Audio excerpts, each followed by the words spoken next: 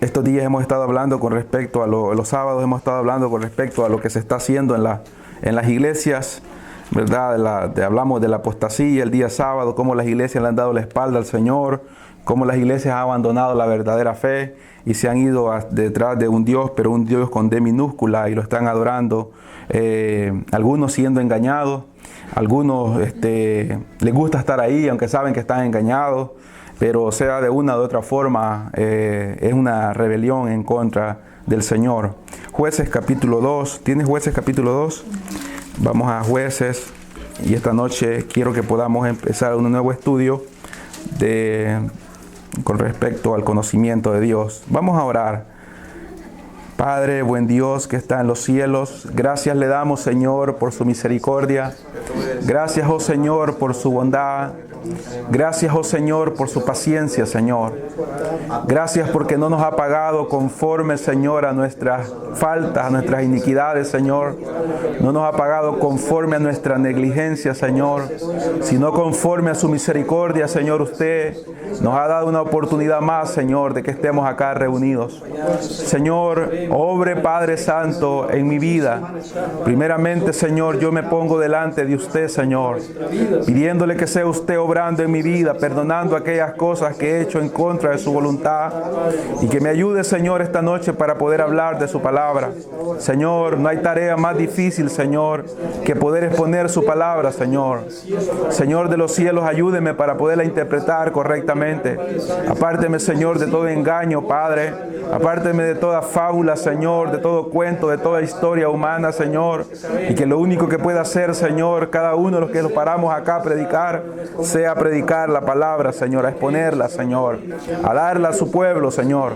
Bendiga a cada uno de los hermanos que están acá. Bendiga a los amigos, Señor. Obre en cada uno, Padre, para que podamos, Señor, juntos aprender de su palabra y podamos entender quién es usted, Señor.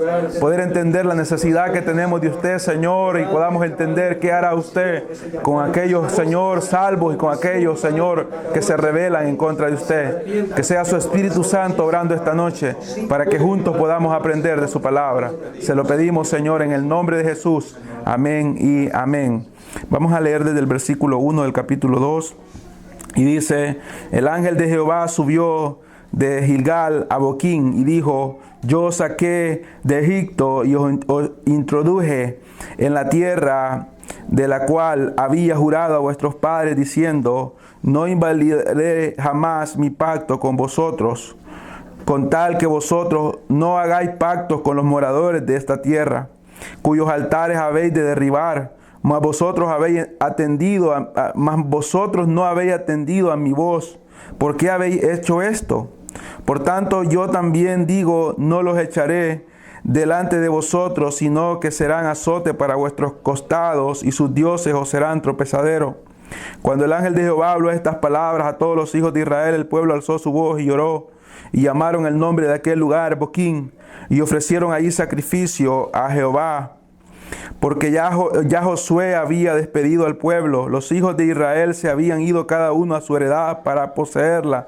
El pueblo había servido a Jehová todo el tiempo de Josué y todo el tiempo de los ancianos que sobrevivieron a Josué, los cuales habían visto todas las grandes obras de Jehová que él había hecho por Israel.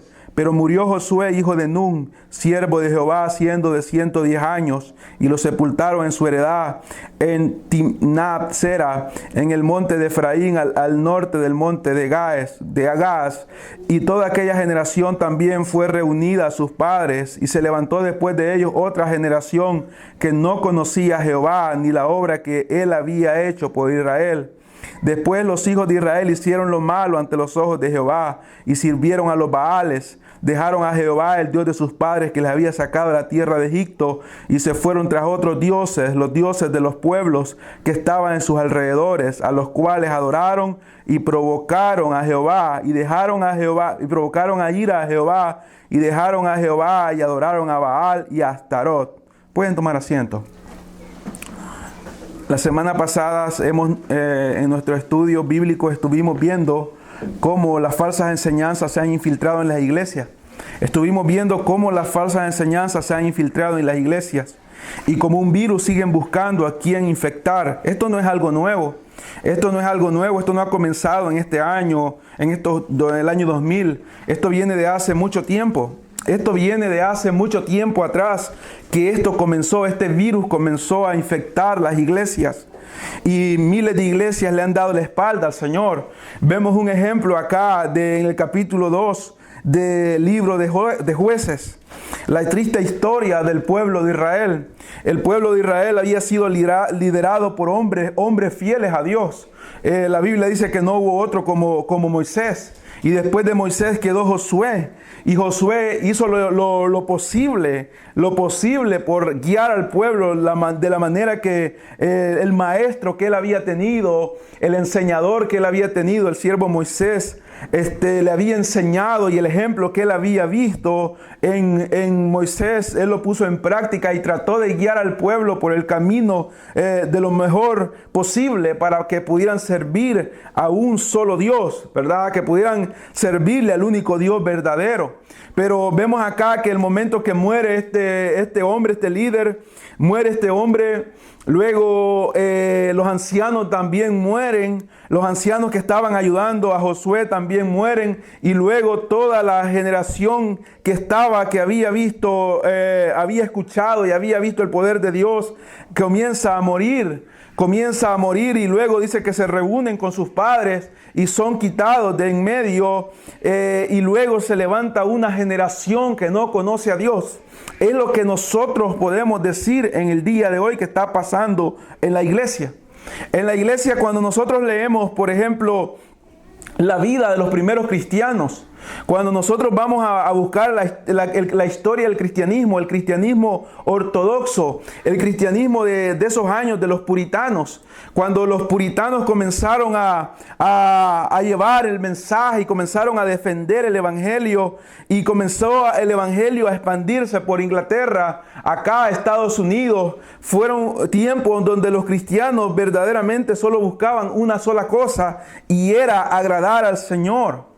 Hay maravillosos escritores que han quedado, libros que ya nadie quiere leer, de los años 1600, 1700, de los puritanos, como Thomas Watson, John Owen, como William Gurnall. Todos esos puritanos, cuando ellos vivieron el evangelio, pudieron experimentar la obra preciosa del Señor. Cuando usted lee los libros de estos hombres, se da cuenta que en ellos nunca encuentra una ambición por satisfacer sus propios deseos. Nunca. Hay un libro maravilloso de John Owen que se llama La Gloria de Cristo. La Gloria de Cristo en el día de hoy aproximadamente solamente cuesta $9. Solamente lo encuentra en Amazon, si usted lo busca. No hay una librería en el día de hoy que tenga John Owen. Si usted va y le pregunta a un vendedor de las librerías modernas que hay ahora, que el 99% solamente tienen basura en sus librerías, de que usted se les pregunta por John Owen, ellos no saben quién es esa persona. Usted lo busca ese libro y creo que cuesta $8 o $9 en este momento, un precio que no significa nada para el valor de la escritura no inspirada, pero una escritura de unos hombres que vieron todo por glorificar al Señor. Era totalmente diferente, pero esta generación fue muriendo, y ahora es lo que estamos viendo, lo que se vio en este tiempo, que en la Reina Valera dice la apostasía de Israel y las obras de los jueces. Así dice en su Biblia, ¿verdad? En este tiempo tenemos un virus en este momento en las iglesias que está infectando lastimosamente al pueblo que se reúne, que se llama iglesia. ¿Por qué? Porque los hombres, mayoría de hombres, no conocen a Dios. Gracias a Dios que todavía hay hombres, porque cuando esto sucedió, quedó un remanente en el pueblo de Israel, quedó un remanente. Tenemos el caso de Gedeón. Gedeón fue uno de los jueces, fue escogido por el Señor. Quiere decir que había un remanente que estaba débil, estaba atemorizado, pero había un grupo que Dios lo utilizó para librar al pueblo que estaba en decadencia. Ahora también hay un remanente. No toda la iglesia está infectada, gloria al Señor y gracias al Señor, porque el Espíritu Santo está haciendo la obra. El Señor Jesucristo está haciendo su obra. obra intercediendo por nosotros. El Padre en su amor está mostrando misericordia y gracia para poder sostener un pueblo, pero la mayoría en este momento ha sido infectado por la falsa religión, el falso cristianismo, un cristianismo moderno, materialista, un cristianismo ambicioso, codicioso, que solamente busca el materialismo y el bien personal. Ese es el cristianismo el que los estamos moviendo en este momento. Y es lo que hemos visto estas noches de los sábados pasados. La gente le ha dado la espalda por completo a Dios en las iglesias. La mayoría de iglesias en este momento le han dado la espalda a Dios completamente. Yo iba, aquella vez le contaba a los hermanos manejando por la Randall, hay un gran edificio ahí de una iglesia y una iglesia hispana renta en ese lugar, y es triste ver que en el rótulo que tienen eléctrico para poder anunciar los servicios, para poder anunciar los días de culto, había un rótulo y toda la semana pasó ese anuncio ahí cambiando de letras de colores diciendo se venden mangos a $10 la caja sin taxes. Es lamentable ver que una iglesia esté utilizando el nombre de iglesia y el nombre de Cristo para poder sacar un provecho económico. Es triste ver que un edificio tan grande que ha costado tanto dinero tenga la bajeza de poner y decir estamos vendiendo mangos. Estamos vendiendo mangos cuando la tarea de la iglesia únicamente tiene un propósito. ¿Cuál es el propósito? Llevar el mensaje del evangelio y no venderlo, sino darlo gratis. De gracia hemos recibido, de gracia tenemos que dar. Nunca la palabra ha sido dada por dinero. Nunca. Entonces estamos viendo ahora que hay algo que las iglesias están siendo consumidas y destruidas porque solamente quieren buscar su bien personal. En este momento, como le digo, es lo que nosotros estamos viendo. Nosotros como iglesia debemos vitaminarnos. Debemos de vitaminarnos nosotros como iglesia. Debemos de vitaminarnos para poder estar fortalecidos, para no ser infectados cuando el virus se acerca a nosotros, ya sea individual en la calle o ya sea acá como grupo en la iglesia. Debemos de estarnos vitaminando con el conocimiento de la palabra. Debemos de querer conocer a Dios. Nunca podremos conocer a Dios a plenitud. Nunca. Algunos dicen que nos conoceremos a plenitud cuando lleguemos al cielo. No, no podremos. Él es infinito. Él es infinito y nadie podrá conocer nunca a Dios. Pero Dios en su misericordia nos ha permitido que en nuestra mente finita podamos conocer qué tan grande y sublime es Él. Y nosotros hemos leído acá lo que dice Jeremías 9:23. ¿Se acuerda lo que dice Jeremías 9:23? Dice que el que se alabe, el que ha de alabarse, se alabe ¿en qué? En conocer a Dios. En conocer a Dios. Yo solamente tengo un trabajo que hacer acá en esta iglesia y mi tarea solamente es poder yo instruir, exponer la palabra del Señor. Yo no tengo por qué dar otro concepto más que solamente lo que la palabra de Dios dice. Mi trabajo es exponer la palabra de Dios para que juntos podamos conocer, para que podamos conocer a Dios. A veces somos demasiado rápidos nosotros en contestar. A veces somos demasiado rápidos en contestar y cuando se nos pregunta, ¿conocemos a Dios? Rápido decimos sí. Somos rápidos para decir que conocemos a Dios, pero no, a veces podemos estar equivocados, muchas veces equivocados y no tener ningún conocimiento. ¿Por qué? Porque el conocimiento que tal vez podemos tener, tal vez ha sido enseñado por alguien que ni él mismo conoce a Dios, porque alguien más que no conocía a Dios se lo enseñó a él. Entonces muchas personas traen mensajes, llevan predicaciones sacadas del internet y las imprimen solamente sin estudiar nada de la palabra y vienen y llegan a las iglesias a predicar algo que han encontrado de un predicador o más. No quiero decir que no podemos tomar ideas de ciertos predicadores, es algo que se puede hacer, pero no ir y sentarme y decir que no tengo nada que enseñar el día sábado. ¿Qué puedo hacer? Ir a internet y buscar un mensaje, imprimirlo y traerlo, leerlo unas 3 veces y traerlo acá. Es un error, es pecado delante del Señor. Es un pecado que yo estoy cometiendo. ¿Por qué? Porque le estoy dando un pasto a las ovejas del Señor, un pasto que seguramente no las alimentará y también un pasto que puede ser un pasto venenoso que en vez de alimentarlas, las enfermará.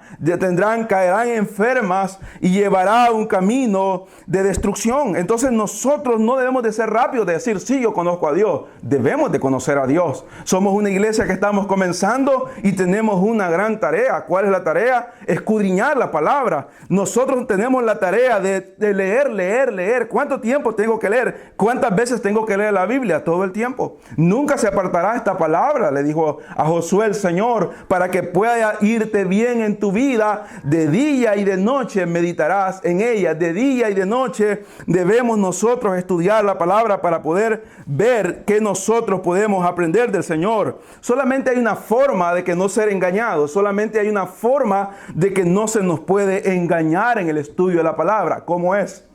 Que nosotros individualmente podamos estudiarla día con día, guiados por el poder del Espíritu Santo. Es la única forma.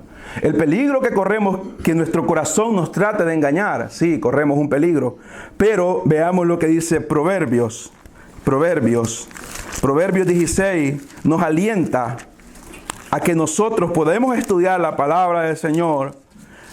Y es la forma de que no conformarnos solamente a lo que nos dice acá, lo que yo les digo, sino ir ustedes personalmente, yo personalmente, individualmente, ir y estudiar. Proverbios 16 dice, del hombre son las disposiciones del corazón, mas de Jehová la respuesta de la lengua. Todos los caminos del hombre son limpios en su propia opinión, pero Jehová pesa los espíritus. ¿Y qué dice el versículo 3? Encomienda a Jehová tus obras. Ahora en el día de hoy esto solamente se ocupa para obras, para el trabajo, el negocio, la prosperidad. No. Y hablando espiritualmente, encomienda a Jehová tu lectura, tu estudio, tu meditación. ¿Y qué sucederá? Y dice, encomienda a Jehová tus obras y tus pensamientos serán afirmados. Nuestros pensamientos serán guiados rectamente por el Señor cuando nosotros nos disponemos. Cuando nosotros nos disponemos a estudiar la palabra del Señor, ustedes deben de ser como los hermanos nobles de Berea del capítulo 17 del libro de los Hechos. Los hermanos nobles de Berea, ¿qué hacían? Escuchaban la palabra del Señor del amado apóstol Pablo, pero ¿qué hacían ellos? Se iban para su casa, agarraban los pergaminos, los escritos y comparaban a ver si lo que Pablo decía era verdad. Ahora, antes lo he dicho y vuelvo a decir, ahora el mundo odia a las Escrituras. El mundo odia al Dios de las Escrituras.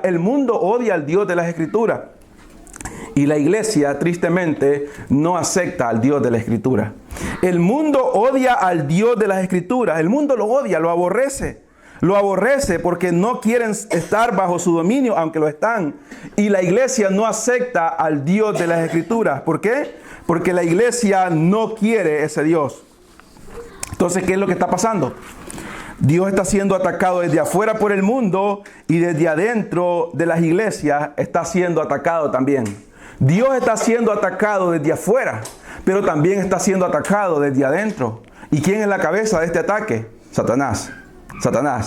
De adentro y de afuera, quien controla el ataque contra Dios es Satanás.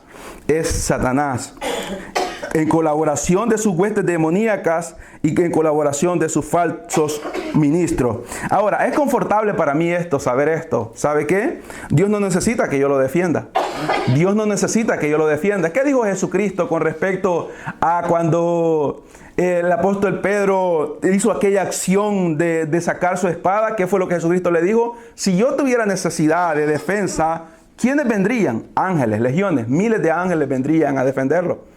Cuando Pilato le preguntó al Señor, cuando Pilato le dijo al Señor si era el rey de los judíos, el Señor le contestó a Pilato y le dijo, nada tú puedes hacer si no es porque se te ha permitido. ¿Quién se lo había permitido? El Padre, de hacer lo que tenía que hacer. Dios no necesita que nosotros lo defendamos contra estos ataques. Él no necesita que lo defendamos. El Padre, el Hijo y el Espíritu Santo son todos poderosos, son soberanos y ellos pueden defenderse de los ataques que vienen. Pero nosotros siendo hijos de Dios, ¿qué buen hijo permite que alguien menosprecie a su padre? ¿Qué buen hijo permite que alguien menosprecie a su padre en su cara? Su padre puede ser un hombre sin estudios, puede ser un hombre muy humilde. Su madre puede ser una mujer muy humilde, muy sin estudios, sin ninguna preparación. Pero ningún hijo que ame a sus padres permitirá que alguien lo menosprecie. ¿Sí? Nadie, ninguno.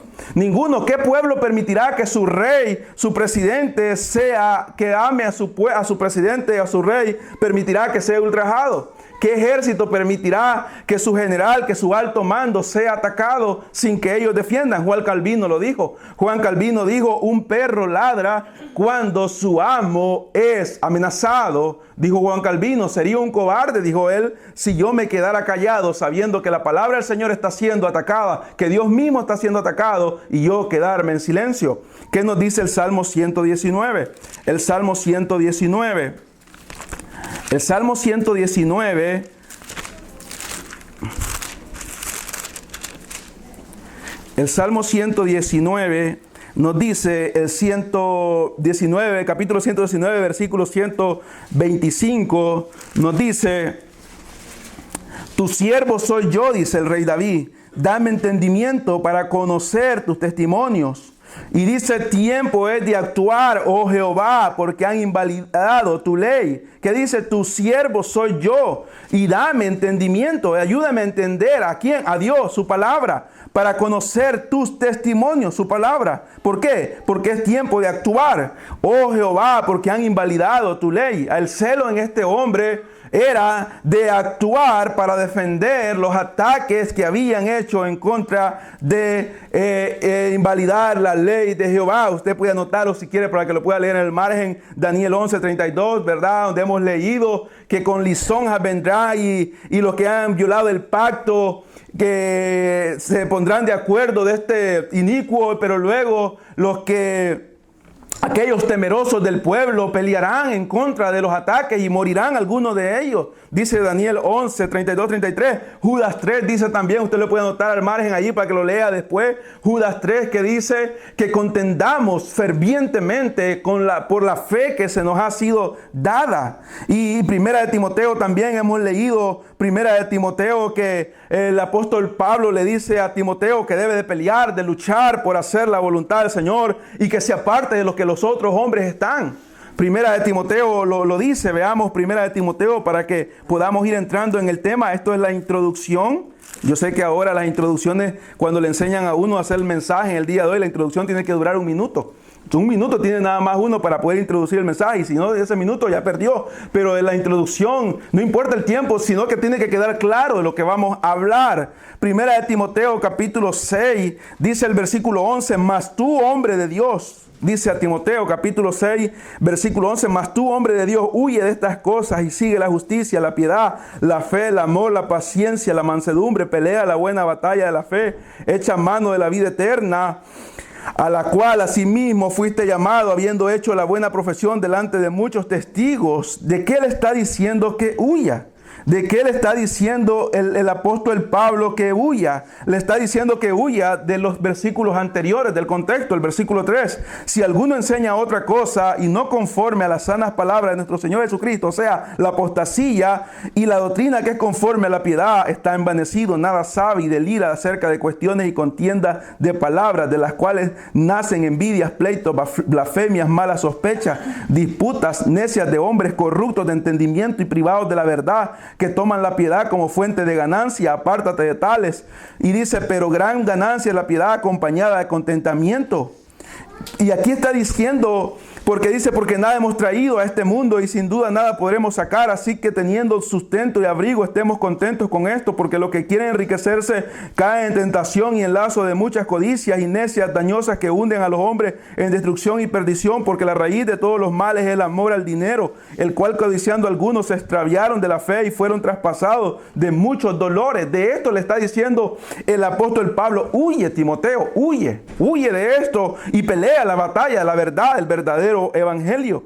Aquí vemos cómo nos advierte a nosotros, cómo nosotros debemos de reaccionar, pelear la buena batalla, defender lo que creemos, estar preparados con el conocimiento de Dios. ¿Cómo podremos estar en pie y firme ante los ataques diabólicos, ateos, humanistas, filosóficos, herejes, apóstatas que están creciendo el día de hoy contra Dios Trino? ¿Cómo? ¿Cómo podremos nosotros combatir y mantenernos en pie? ¿De qué forma yo me puedo mantener en pie? ¿Sabe de qué única forma? Conociendo quién es nuestro Dios. Es la única forma para nosotros podernos mantener firmes, poder defender el evangelio, poder atacar, no con insultos, no con malas palabras, no con gritos a otra persona que llegue o que veamos en la calle, no insultando, no gritando, no menospreciando, no amenazando, sino con la palabra del Señor, con la unción del Espíritu Santo, con la guianza de Jesucristo, podremos nosotros defender lo que dijo el salmista en 119, tiempo de actuar,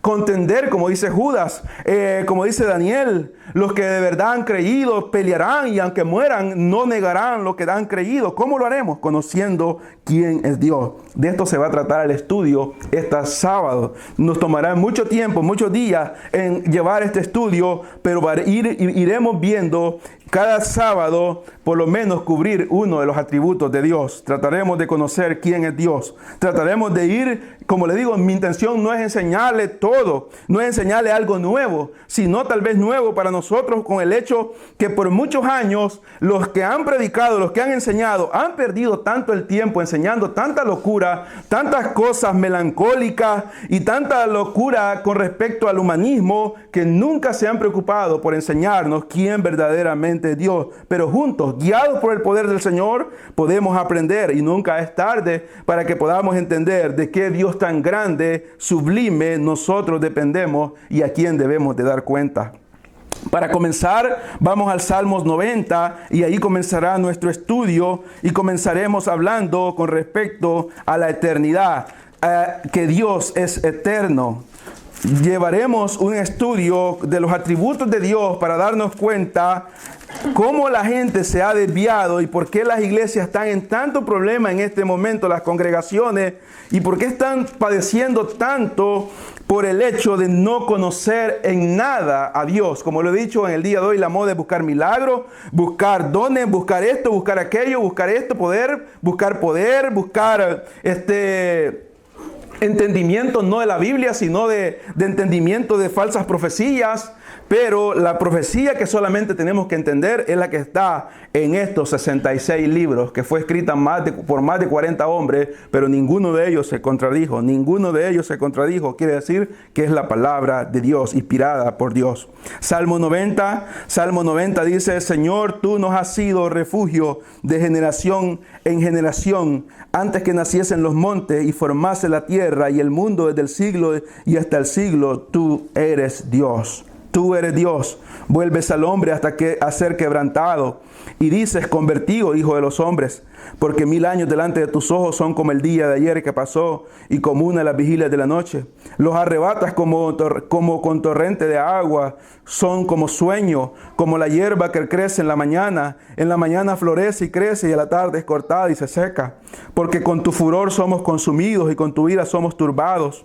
Pusiste nuestras maldades delante de ti, nuestros yerros a la luz de tu rostro, porque todos nuestros días declinan a causa de tu ira. Acabamos nuestros años como un pensamiento. Los días de nuestra edad son 70 años y en los más robustos son 80 años. Y con todo su fortaleza es molestia y trabajo, porque pronto pasa y volamos. ¿Quién conoce el poder de tu ira y tu indignación según debes de ser temido? Enséñanos de tal modo a contar nuestros días que traigamos al corazón sabiduría. Vuélvete, oh Jehová, ¿hasta cuándo? Y aplácate para con tus siervos. De mañana sácianos de tu misericordia y cantaremos y nos alegraremos todos nuestros días. Alégranos conforme a los días que nos afligiste y los años en que vimos el mal. Aparezca en tus siervos tu boca y tu gloria sobre sus hijos. Sea la luz de Jehová nuestro Dios sobre nosotros y la obra de nuestras manos confirma sobre nosotros. Sí, la obra de nuestras manos confirma. La obra de nuestras manos confirma. Mire, aquí vemos qué tan infinito es nuestro Dios y cuánta necesidad de estudiarlo. ¿Quién escribió este salmo? Lo escribió el siervo Moisés. ¿Quién fue Moisés? El varón de Dios que Dios utilizó. Pero el versículo 11 de este Salmo 90 dice Moisés una pregunta. ¿Qué dice Moisés? ¿Quién conoce el poder de tu ira y tu indignación según que debes de ser temido? Yo le pregunto a usted, ¿Moisés está mintiendo acá en este versículo? ¿Está queriendo engañarnos? ¿O estás jugando simplemente? ¿Quién fue Moisés? ¿Qué fue lo que Moisés vio? ¿Se acuerdan lo que Moisés vio? ¿Moisés vio la ira de Dios? ¿Ah? Yo creo que nadie la ha visto más que Moisés. Creo que nadie la vio más que Moisés. Moisés vio morir el ganado de los egipcios. Moisés vio ver en cada casa de un egipcio había un muerto, un primogénito muerto. Y no había casa donde no había un velorio. Se había muerto el primogénito de cada animal, o sea, se había muerto el primogénito de cada vaca, de cada buey, de cada caballo, de cada hombre, de cada esclavo, de cada príncipe, del faraón mismo. En cada casa había un muerto. ¿Y quién los había matado? ¿Quién los había matado? Dios. ¿En qué? En su ira. Dios los había matado.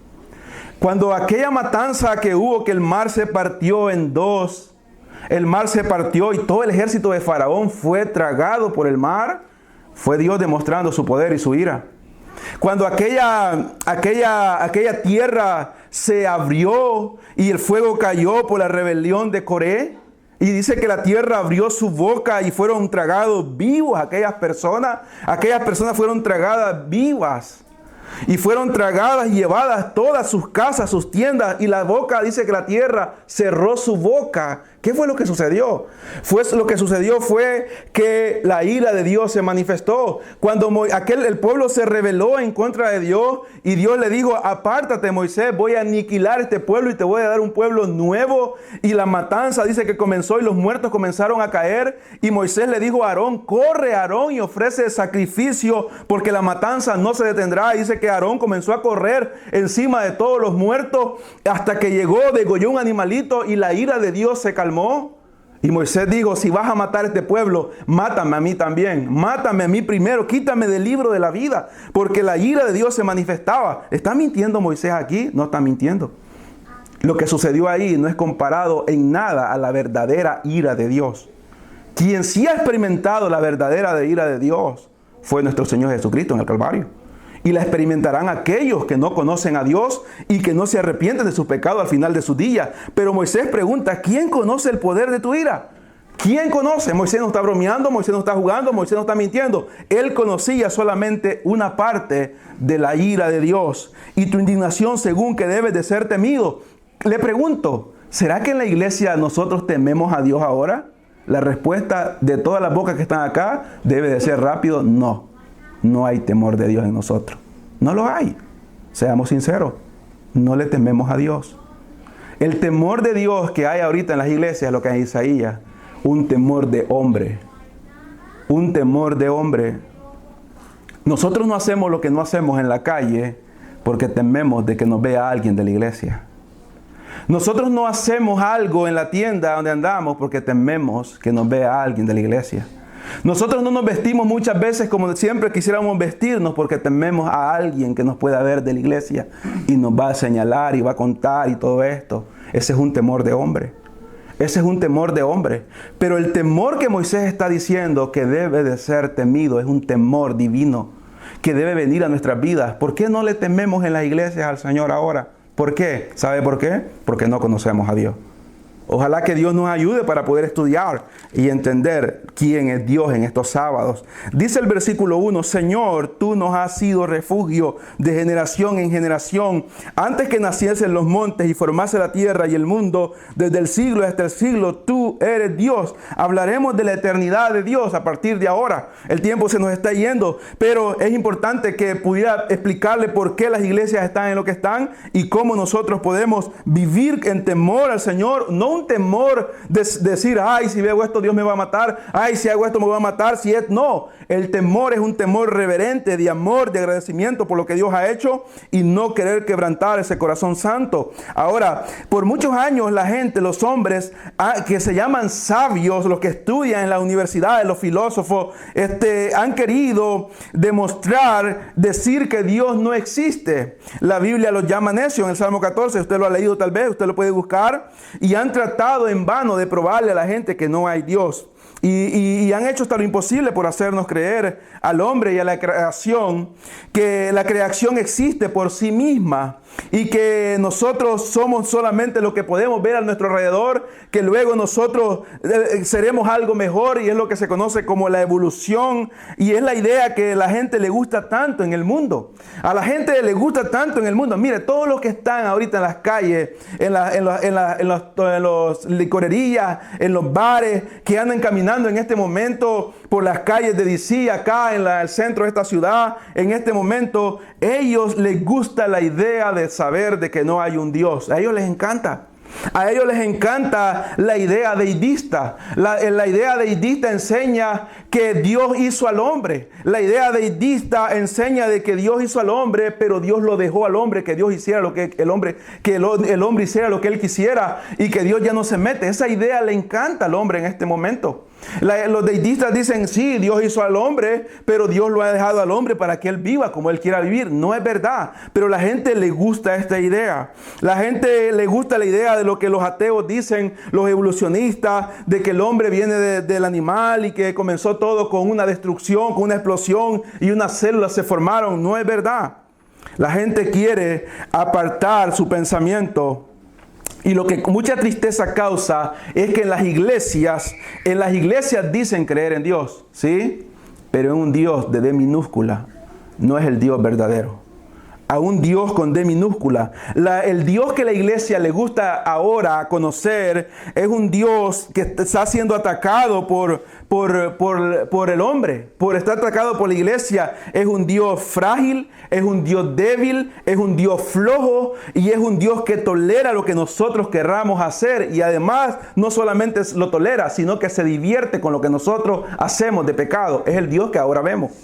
Y la gente lo quiere, a la gente le gusta ese tipo de Dios, porque es un Dios que la gente lo puede poner donde quiera ponerlo y hacer como quiera hacerlo, y es un Dios no omnisciente, ni un Dios omnipresente, es un Dios mutable, es un Dios que cambia cada momento, a generación que viene, cambia, como las modas. Las iglesias van cambiando las modas. La iglesia prueba, la cultura prueba el homosexualismo, la iglesia prueba el homosexualismo, la iglesia acepta las lesbianas, el mundo acepta la cultura, el gobierno acepta el lesbianismo, la iglesia también lo mete. El mundo está practicando este tipo de práctica en la música, la iglesia también lo acepta. El vestuario, como que si Dios cambiara. Dios es inmutable, Santiago lo dice, no hay variación en Él, Él es inmutable. Él es inmutable, pero la iglesia lo tiene. Pero no importa lo que el hombre piense. El versículo 1 del capítulo 90 de Salmos, no importa lo que el hombre quiera creer, no importa lo que el hombre quiera pensar acerca de Dios, Él sigue siendo Dios. ¿Por cuánto? Por todas las generaciones. Y lo ha sido desde antes que las generaciones existieran. ¿Cuántas generaciones han pasado desde Génesis? No es importante, no importa cuántas generaciones. Lo importante es que Dios estaba ahí. Dios estaba ahí. Él era el único que estaba ahí cuando todo fue creado. Si nosotros sabemos el libro del Génesis, si nosotros entendemos el capítulo 1 del libro de Génesis y vemos esa belleza de hermosura de la creación de Dios, es solamente por la razón de que Dios en su misericordia nos quiso revelar por medio de su palabra. Pero nadie más estuvo ahí. Nadie estuvo ahí. ¿Quién estuvo ahí? Solamente Elohim, Dios Trino, el Dios creador. Elohim, el Dios creador, fue el único que estuvo ahí y le permitió, según la tradición judía, que Moisés escribiera el libro de los Génesis, inspirado por el Espíritu Santo y por algunos libros históricos, quizás algunos escritos que habían. Moisés pudo relatar lo que los primeros padres habían dado, y Dios le explicó lo más esencial. ¿Qué es lo más esencial? En el principio, Dios creó los cielos y la tierra. ¿Quién estaba en ese principio? ¿Quién estaba con él? ¿Quién estaba con él? Solamente Dios. El Padre, el Verbo y el Espíritu Santo eran los únicos que estaban. Entonces nosotros debemos de entender que solamente Él ha estado ahí. Él ha sido siempre el sustentador de cada de esas generaciones que han venido desde el primer hombre. Dios ha sido el sustentador. Él siempre ha sido el juez. Fue Él quien ordenó que el rebelde Lucifer fuera tirado de una patada acá a la tierra con todos sus cobardes secuaces. Fue Dios el que le dio la orden a sus ángeles que le fuera tirado Lucifer desde el cielo por haberse rebelado en contra de Él. Fue Él quien ordenó que nuestros primeros padres fueran sacados del huerto del Edén. Fue Él el que ordenó que Sodoma Sodoma, Gomorra y las otras 2 ciudades fueran destruidas. Esas 4 ciudades fueron destruidas porque Dios lo ordenó. Dios lo ordenó que así fuera. Fue Dios el que casi destruye por completo a Egipto. Siempre ha sido Él por todas las generaciones. No ha habido la necesidad diabólica como los politeístas, la creencia politeísta que dicen que todo es Dios. Los politeístas, por ejemplo, dicen que hay un Dios sol, hay un Dios luna, hay un Dios agua, hay un Dios para la fertilidad. Enseñan los hinduistas, el politeísmo es practicado en la India, que todo es Dios, los pollos son dioses, las vacas son dioses. Dicen los los budistas que la tierra está sostenida sobre 4 elefantes y que la tierra tiembla porque los elefantes se rascan el lomo y que todo este tipo de tonterías. Eso no es verdad. Nunca Dios ha necesitado ninguna ayuda para poder sostener lo que ahora nosotros entendemos. No hay. Muchas personas pierden su tiempo miserable que tienen queriendo saber en qué tiempo y en qué momento Dios comenzó a existir. Mire, cuando usted se encuentre con alguien y va a predicar la palabra del Señor y esta persona le diga, compruébame que Dios existe, dele su mano y dígale que le vaya bien. No pierda su tiempo con ese tipo de personas. Si usted es amigo suyo, es familiar, ore por él, no pierda el tiempo. Esta gente pierde el tiempo miserable que tienen porque son vidas miserables, porque apartado de Cristo, toda persona es miserable, vive en la miseria del pecado. Entonces pierden su tiempo diciendo cómo Dios existió, cuándo Dios comenzó, cuándo tuvo Dios un principio, cuándo Dios empezó. ¿Cuándo? ¿Se lo ha preguntado usted? ¿Se lo ha preguntado alguna vez nosotros cuándo Dios comenzó? Pues Dios nunca tuvo un comienzo. Está diciendo el versículo 2, antes de que naciesen los montes, o sea, antes del capítulo 1 de Génesis, y formase la tierra y el mundo, desde el siglo y hasta el siglo, tú eres Dios. Él es Dios. En las escuelas están enseñando a los jóvenes, a los muchachos, de que hubo un principio, de que Dios no existe y que existimos de nosotros mismos. No, no es verdad. Quiero que aprendamos esto antes de que podamos terminar, porque es lo que debemos de nosotros entender. Y es de que hubo un tiempo que no existieron ángeles. Hubo un tiempo que no existieron arcángeles. Hubo un tiempo que los 4 seres vivientes no existieron. Hubo un tiempo que los querubines, los serafines no existieron. No existieron. Hubo un tiempo que los cielos no existieron. Hubo un tiempo que los planetas no existieron. Hubo un tiempo que las estrellas no existieron. Hubo un tiempo que el sol no existía. Hubo un tiempo que la luna no existía. Hubo un tiempo que esta tierra no existía. Pero Dios sí existía. Dios existía. Existía por toda la eternidad. Existía por toda la eternidad y ha existido por toda la eternidad. Y algunos han caído en la equivocación y piensan que el amor de Dios comenzó cuando creó al hombre. No, el amor de Dios no comenzó cuando creó al hombre. El amor de Dios ha sido eterno. La soberanía de Dios ha sido eterna. El Padre, el Verbo, el Hijo, o sea, el Verbo, el Hijo y el Espíritu Santo vivían en una perfecta comunión en la eternidad. Eso no fue un día, ni 2 días, ni un año, ni una década. Eso fue por toda la eternidad. Por toda la eternidad.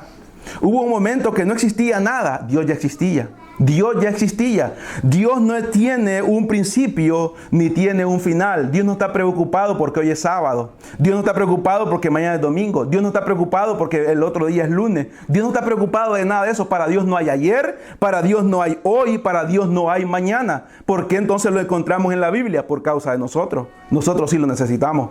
Nosotros necesitamos saber ayer, hoy y mañana, pero para Dios eso no tiene ninguna importancia. ¿Por qué? Porque Él es eterno. Para Él no hay reloj, para Él no hay prisa, para Él no hay nada que lo apresure. Él es eterno. Él ha estado por toda la eternidad. Ha estado por toda la eternidad. Yo le pregunto algo que hay una gran confusión en este momento. ¿Qué cree usted? ¿Cree que Dios, desde el momento que Dios creó a la humanidad, Dios ha mejorado? ¿Dios puede ser peor? ¿Dios puede ser mejor? ¿Se puede perfeccionar Dios? ¿Se puede perfeccionar? ¿Puede ir mejorando? Yo escuchaba el otro día a alguien que decía, cuando Cristo vino y murió por nosotros, Cristo le dio más gloria al Padre. ¿Es verdad? No, no. Fue algo maravilloso y algo glorioso que Cristo haya muerto y resucitado, pero no le dio más gloria al Padre. ¿Por qué? Porque Él es glorioso.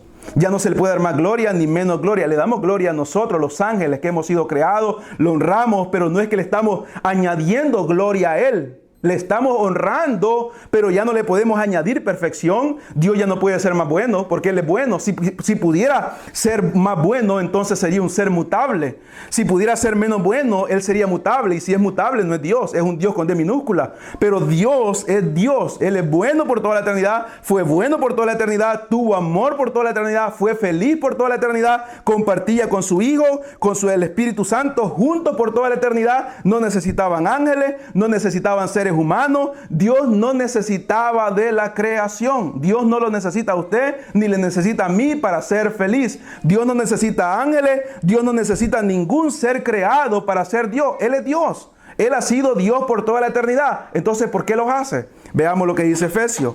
Efesios 1.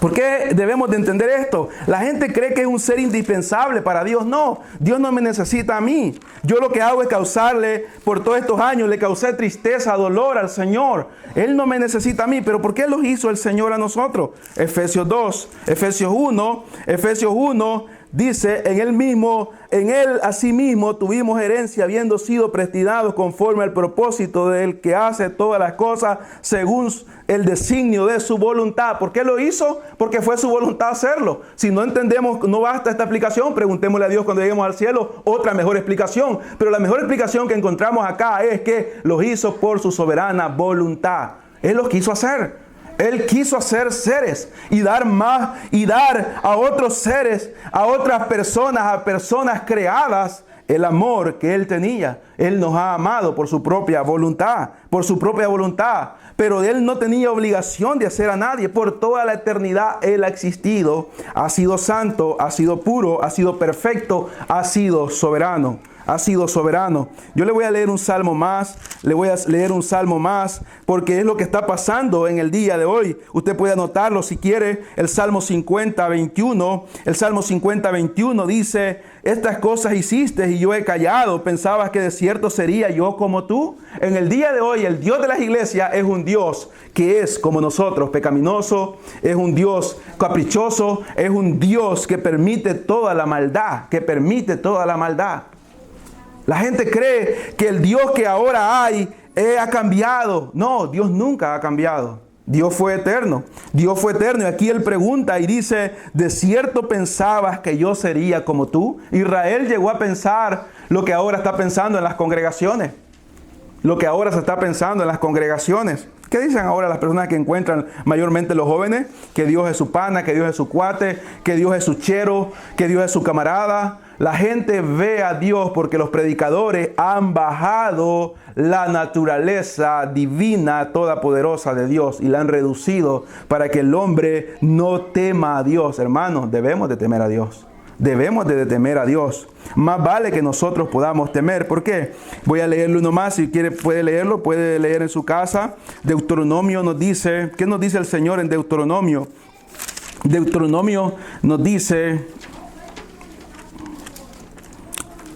el versículo 30, el capítulo 32, versículo 39. Ved ahora que yo soy Dios y no hay Dios conmigo.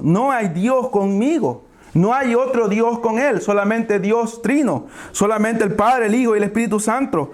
El único Dios que hay. Yo hago morir y yo hago vivir, yo hiero y yo sano, y no hay quien pueda librar de mi mano. Porque yo alzaré a los cielos mi mano y diré: vivo yo para siempre, es eterno, vivo yo para siempre. Sí, afilaré mi reluciente espada y echaré mano del juicio y tomaré venganza de mis enemigos y daré la retribución a los que me aborrecen. ¿Cree usted que este Dios lo vamos a ver como pana? ¿Cree usted que aquellos que lo han visto, lo han menospreciado, van a decirle en ese momento: hey pana, cálmate, dame chance? No, Él tomará venganza. Pero es lo que nosotros lamentablemente escuchamos hoy. Es lo que nosotros escuchamos hoy de las personas que quieren ver a Dios como algo pequeño que ha comenzado desde el día que ellos comenzaron a predicarlo. Dios no tiene un principio. Dios no tiene un final. Dios ha sido eterno y no ha cambiado. Él es el mismo. Volvamos al Salmo 90. Volvamos al Salmo 90 para ir terminando. Volvamos al Salmo 90 para ir terminando. Todas las generaciones se han terminado. Todos los grandes hombres que han existido, los grandes hombres de la historia de la Biblia se han terminado. Unos están preparados para ser destruidos en el día postrero. Otros están preparados para ser glorificados en el último día, como se conoce en la palabra del Señor. Y Dios sigue siendo Dios. Cuando dice, no debemos de confundir la forma poética que la palabra describe muchas veces al Señor, cuando dice anciano de días, no es que Él es un viejo, sino que simplemente esa palabra quiere decir eterno, eterno, alguien de muchos años, pero alguien que no se envejece. Cuando habla que su cabello es blanco, no quiere decir que está canoso, quiere decir que es la pureza que hay en Él y es reluciente y blanco. Las generaciones han ido pasando. Las generaciones han ido pasando y seguirán pasando. Como el hermano que murió esta semana, miles de hermanos han muerto y miles de gente enemiga de Dios ha muerto también. Ahora, el Señor nos está diciendo acá, el versículo 3 dice, vuelves a los hombres hasta ser quebrantado y dices convertidos de los hombres. Porque 1000 años delante de tus ojos son como el día de ayer. Y como ya le expliqué, esto es para que nosotros podamos entenderlo, porque nuestra mente finita no logra alcanzar a entender lo que es los atributos de Dios en verdad. Y el ayer es solamente para nosotros, no es para Dios, que pasó y como una vigilia de la noche.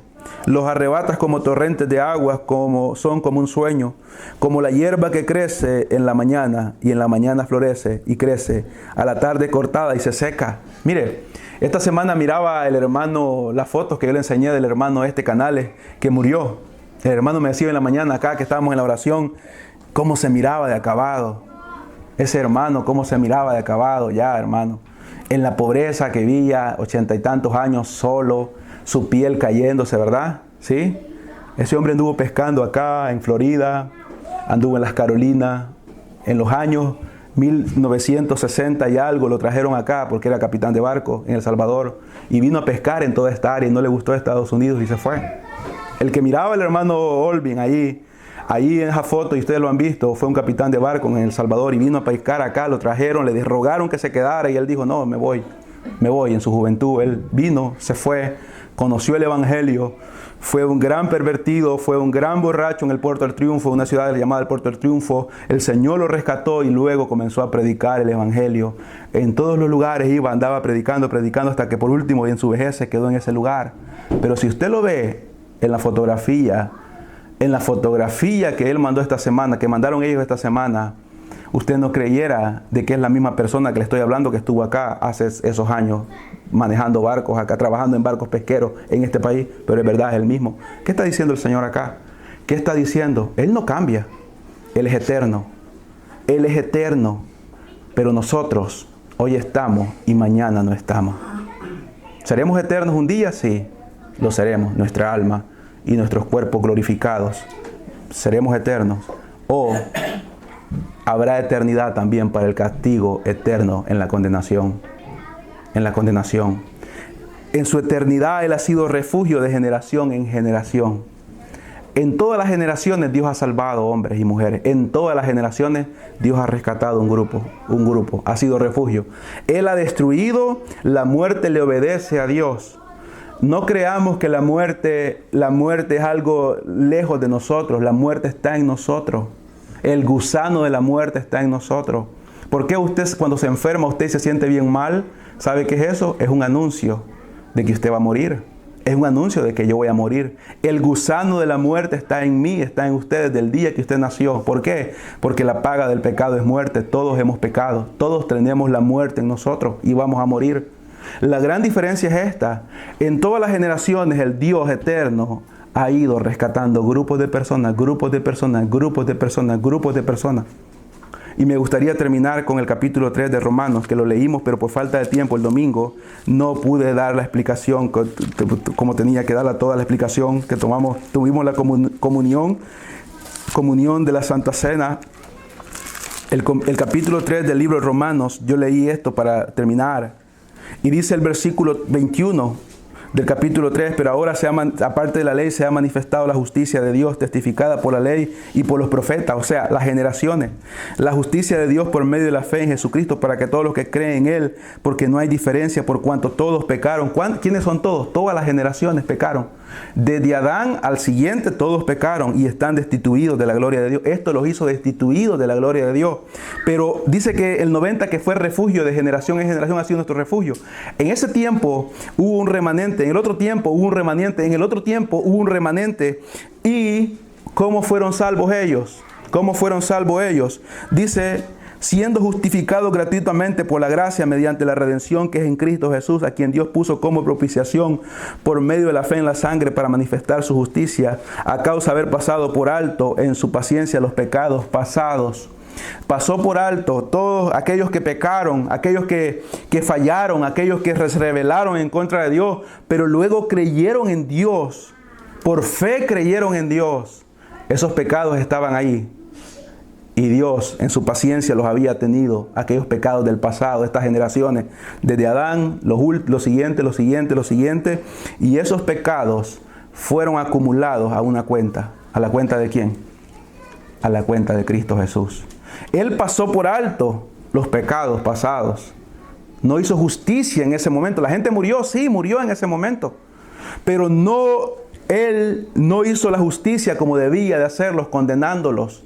Porque había una esperanza. ¿Cuál era la esperanza? Que Él, siendo eterno, sabía que iba a haber un momento que su amado Hijo iba a pagar por ellos y por nosotros. Y dice que a quien Dios puso como propiciación por medio de la fe, o sea, como cobertura, como alguien que cubría, pero no solamente cubrió, sino que quitó el pecado. Dice, por mediante la fe en su sangre para manifestar su justicia a causa de haber pasado por alto en su paciencia los pecados pasados, con la mira de manifestar en este tiempo su justicia. ¿En qué tiempo? En el tiempo cuando quebrantó a su Hijo amado, a fin de que Él sea justo y Él que justifica al que es de la fe en Jesús.